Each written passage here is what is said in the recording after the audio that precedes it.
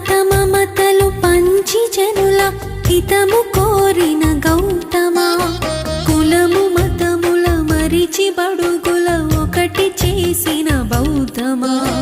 సమతమమతలు పంచి జనుల హితము కోరిన